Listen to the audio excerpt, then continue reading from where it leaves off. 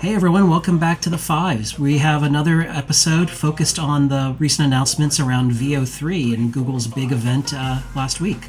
Yeah, this week we have AI Slop gone wild, the Door brothers take to VEO3 like fish to water, reality TV experiments, a planet of Pokemon, and a trailer for a sci-fi thriller you won't believe.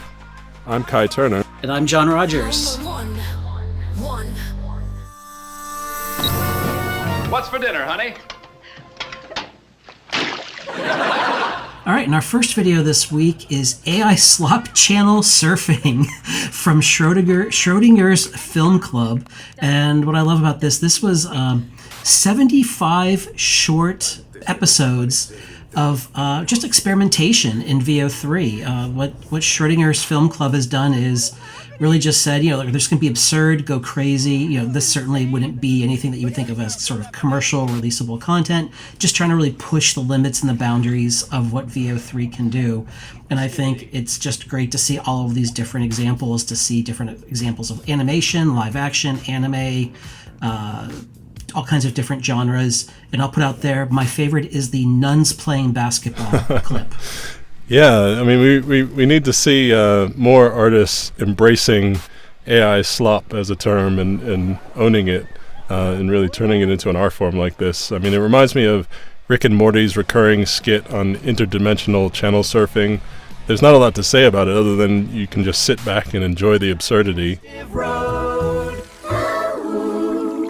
Polyps are just bumps in the journey. And I think when we talk about AI inventing new genres, there's a lot of room for this sort of comedy. I mean, imagine what Noel Fielding or Terry Gilliam would have done with these tools when they were up and coming.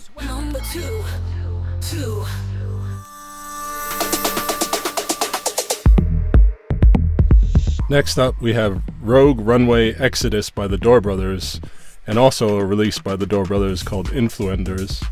VEO3 seems like it was made for the Door brothers. They're known for their wild, over-the-top imagination, and it's perfectly suited to be realized in high fidelity like this.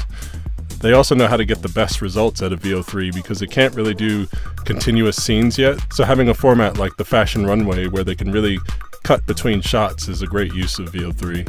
They also released Influenders, which is about influencers at the end of the world. Spring of the city will now be going live to our top influencer opinions. Yeah, the Door brothers have always been really good at making parody videos, just parodying our politicians. You can imagine who they focus on, parodying the world around us. And both of these, I think, are pretty strong parodies of the fashion industry and the influencer industry. I particularly like the Influenders video best myself.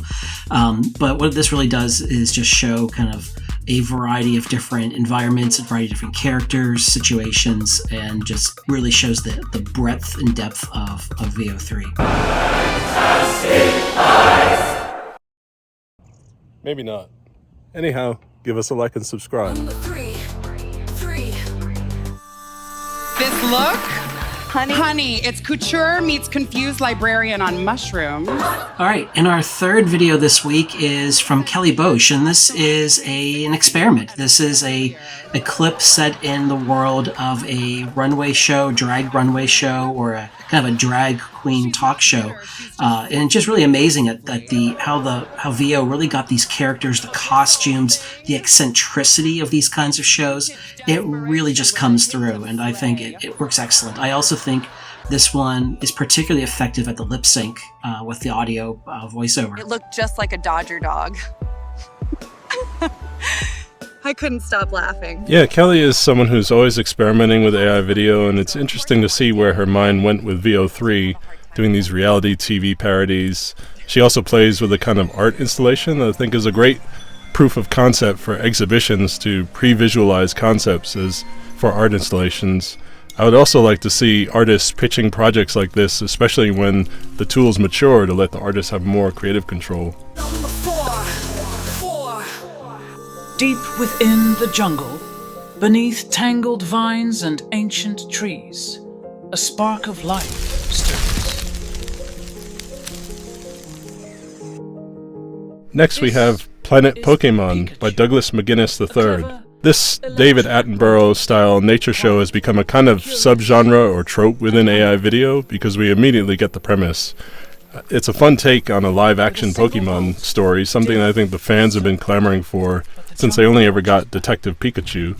This would be a good intro to a feature film, and I think it makes a case for studios letting fans play with their IP. Yeah, when I think about where the AI video market's, how it's going to emerge and where it's going to kind of take off, one of the areas I think is going to be an early adopter is around branded content, right? Branded content's been around for many years.